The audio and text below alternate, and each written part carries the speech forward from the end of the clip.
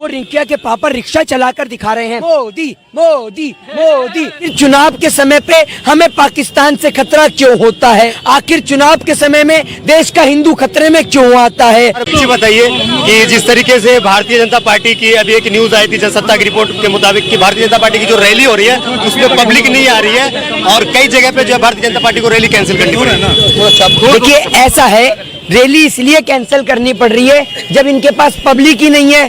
हवाई चप्पल से इनके नेता इतने खौफ खा रहे हैं कि इनके नेताओं की रैली में हेलीकॉप्टर ऊपर ही घूमते रहते, नीचे ही नहीं उतरते हैं। इतना डर है यहाँ बंगाल में हवाई चप्पल का। और आप समझ रहे हैं कि बंगाल में खेला तो पूरे देश में चल रहा है। इनके नेताओं की जगह जगह पिटाई हो रही है और मनोज तिवारी ने बिल्कुल सही काम करा है, बिल्कुल सही काम करा। उसने रिक्शा जो पकड़ा है ना, बिल्कुल सही पकड़ा है। आपको बिल्कुल इसी जगह पे लाके खड़ा कर देगी देश की जनता, रिक्शा चलाने लायक भी नहीं छोड़ेगी। मनोज तिवारी पश्चिम बंगाल के अंदर जो है रिक्शा चला रहे हैं, दिखा रहे हैं, मतलब क्या बताना चाह रहे हैं? ये रिक्शा चलाएंगे जब सारा का सारा देश बहन बेटियां सड़क पे पैदल चल रही थी। ये वही मनोज तिवारी है नाचने गाने वाला जो बैट बॉल क्रिकेट खेलने के लिए चला गया था। तब नहीं आप कुछ बोलेंगे इनसे। और आज ये रिक्शा चलाकर दिखा रहे हैं। तब अगर आपने रिक्शा चलाया होता ना तो मजदूर अपने घर पहुंच गए होते। अच्छा, अभी छत्तीसगढ़ में जो हमला हुआ जवानों के ऊपर, उसके ऊपर क्या करा जाए? जिसमें भारतीय जनता पार्टी के लीडर है, उनके भी नाम शामिल है आ रहे हैं। ये उस हमले को लेकर दांत फाड़कर दिखा रहे हैं। वो इसलिए फाड़ रहे हैं क्योंकि इस देश के अंदर कुछ ऐसे लोग हैं जो जब देश का सरहद पे जवान शहीद होता है, नक्सलाइट हमले में हमारे देश के जवान शहीद होते हैं, तो वो उसमें हिंदू मुस्लिम कास्ट और रिलीजन तराशते हैं। देखिए आपने तो ये एक ही हमला गिनवाया, मैं गिनवाता हूँ आपको। कांधार हाईजैक, अक्षरधाम मंदिर पे हमला, संसद हमला, उरी हमला, पठानकोट हमला, ठीक है। उसके बाद में पुलवामा अटैक। इनकी तारीख मिलाइए और चुनाव की डेट मिलाइए और उसके बाद ये माइक लेकर मोदी जी के मुंह पर लगाइए कि मोदी जी आप प्रश्न का जवाब दीजिए कि ये सारे हमले चुनाव के समय पर क्यों होते हैं? आखिर चुनाव के समय पे हमें पाकिस्तान से खतरा क्यों होता है? आखिर चुनाव के समय पे चीन से खतरा क्यों होता है? आखिर चुनाव के समय में देश का हिंदू खतरे में क्यों आता है? और चुनाव के समय में ही क्यों देश के अंदर आपको लगता है कि कोई हिंदू खतरे में है, मुस्लिम खतरे में है?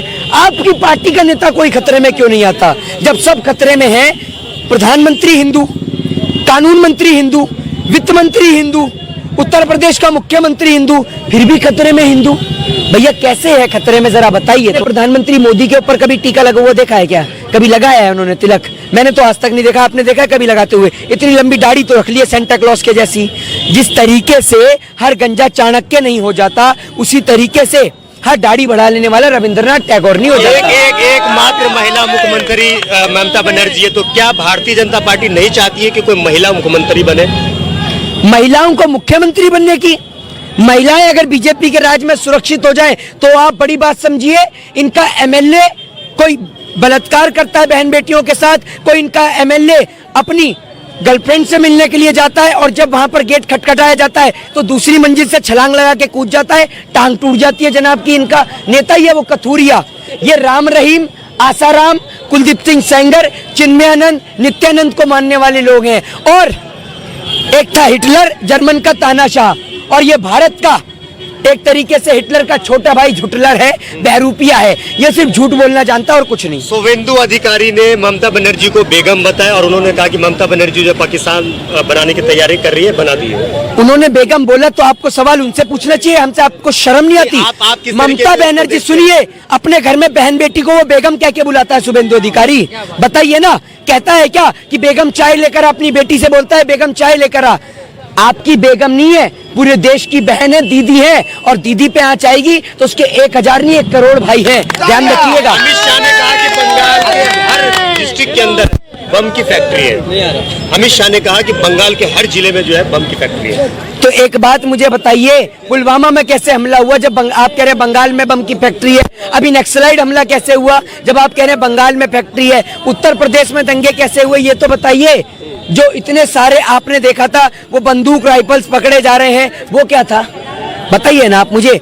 बम की फैक्ट्री है तो भाजपा और आरएसएस वालों के पास। ये हैं सबसे बड़े बम धमाके वाले जो देश में जाति, कास्ट और रिलीजन के दंगे कराते हैं। योगी आदित्यनाथ ने कहा कि 2 मई के बाद टीएमसी के गुंडे अपने गले में तख्ती डालकर जिंदगी की भीख मांगते रोडों पे नजर आ जाएंगे। 2 मई को तू भी यहाँ पर बैठ और प्रधानमंत्री मोदी भी तेरे गले में भी टिकट नंबर डाल के तख्ती डलवाएंगे, तेरे को गोरखपुर भेजेंगे और प्रधानमंत्री मोदी के गले में भी तख्ती डालकर ट्रेन का नंबर लिख के उन्हें गुजरात भेजेंगे, दोनों को रवाना करेंगे यहाँ से। ये इससे अपना घर संभाल नहीं रहा। उत्तर प्रदेश राजा, उत्तर प्रदेश पे ध्यान दिया होता ना तो वहाँ बहन बेटियों के साथ बलात्कार नहीं होता। इन्हें शर्म नहीं आती क्या? ऐसे भीख सी मांगने आ जाते हैं वोट की तरह। उत्तर प्रदेश में ध्यान नहीं है, बहन बेटियों के ऊपर बलात्कार हो रहा है? हिंदू सुरक्षित वहां नहीं है और यहाँ आया है हिंदू धर्म का ढोल पीटने के लिए। अपना ढोल संभल नहीं रहा, अपना घर संभल नहीं रहा, घर में नहीं खाने को चलिए अम्मा बुनाने को, वो वाला हिसाब है इनका। अभी तीसरे फेज की जो है वोटिंग हो चुकी है, तीसरे फेज की वोटिंग हो गई है। कई जगह पे जो ईवीएम के साथ छेड़छाड़ का मामला सामने आया, कई जगह पे तो ऐसा भी है ईवीएम में भारतीय जनता पार्टी का टैग लगा हुआ था। देखिए ऐसा है, ये है आप, ये कुछ मामला नहीं है। एक बार बोल दीजिए जय श्री राम तो खत्म हो जाएगा, जय श्री राम बोल दो तो सब खत्म हो जाएगा। ये इनकी पार्टी के अंदर आप ये समझिए, जो ईवीएम बनाता है वो देश ईवीएम को बैन करता है, भारत देश में चालू किया जाता है। इनके नेता की गाड़ी से जब ईवीएम पकड़ा जाता है तो ये कहते हैं गाड़ी खराब हो गई। आपके नेता की किसी की टांग तो खराब नहीं हुई आज तक, लेकिन ईवीएम की गाड़ी हर दिन खराब हो जाती है। जहां चुनाव हो वहीं ईवीएम पकड़ी जाती है। आखिर ऐसा क्यों? बताइए ना आप मुझे। ये यूं करते रहते हैं, आप भी तो जवाब दीजिए। आप एक चीज बताइए, मोदी जी कुछ भी करते हैं आप उसका विरोध करते हैं, अगर वो दाढ़ी भी बढ़ाते तो आप उसका विरोध करते हैं। अब देखिए ऐसा है ना, मेरी बात सुनिए, आपको तो 15 लाख दे दिए, जितनी आपकी औकात थी आपको मिल गए, आपने तो अपने ईमान का सौदा कर दिया। एक बात मुझे बताइए, मोदी जी से सवाल नहीं पूछूं तो वहां ट्रंप से पूछने के लिए जाऊं? आपत्ति दाढ़ी से नहीं है, आपत्ति है रविंद्रनाथ टैगोर के भेष में आसाराम के छोटे भाई झांसाराम से बचने की, ये समझिए। इसलिए हमें दाढ़ी से क्या आपत्ति होगी, लेकिन जब आप जैसे दलाल पत्रकार कहते हैं कि मोदी की दाढ़ी से डरा पाकिस्तान, अरे जब मोदी की दाढ़ी से पाकिस्तान डर रहा है तो सबकी दाढ़ियां ही बढ़वा दो ना। सरहद पे जवान क्यों खड़े कर रखे हैं आपने? नक्सलाइट हमले में हमारे जवान क्यों मर रहे हैं? दाढ़ियां ही बढ़वा के खड़ी करवा दो, क्या दिक्कत है आपको? तो कुल मिला के पश्चिम बंगाल के अंदर क्या होने वाला है?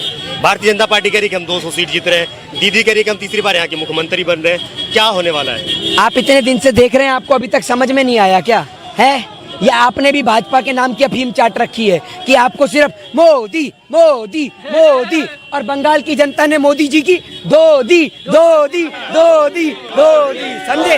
क्या होगा बंगाल में? अरे अभी भी सब कुछ बोल दिया, आप समझिए खेला चल रहा है, खेला हो नहीं रहा, खेला तो चल रहा है। ये बताइए मोहित शर्मा की दीदी की टक्कर किससे है? गठबंधन से है या भारतीय जनता पार्टी से है? अरे भैया क्यों पड़े हो चक्कर में? कोई नहीं है टक्कर में, आप ये समझिए। टक्कर में कोई होना भी तो चाहिए। हवाई चप्पल में हल्की सी चोट लगी थी तब भी नेता कपकपा रहे थे, डर रहे थे यहाँ आने के लिए, और अब तो हवाई चप्पल तंदुरुस्त होके खड़ी हुई है। तो आप ये समझिए कि इनके नेताओं की औकात नहीं है, क्योंकि ये बंगाल या हिंदू मुस्लिम का कार्ड नहीं, यहाँ पर सिर्फ हिंदुस्तानी कार्ड चलता है। यहाँ पर आप बात करते हैं अगर प्रेम की, अमन की, चैन की, शांति की और भाईचारे की, तो आप सरकार बना सकते हैं। अन्यथा यहाँ तो बंगाल की जनता बहुत माहिर है जूता खोलने में, समझ रहे हैं? हवाई चप्पल और जूता एक साथ दिखा रहे हैं। जूता किसके लिए? जूता उन नेताओं के लिए जो देश को बांट रहे हैं हिंदू और मुस्लिम के नाम पर।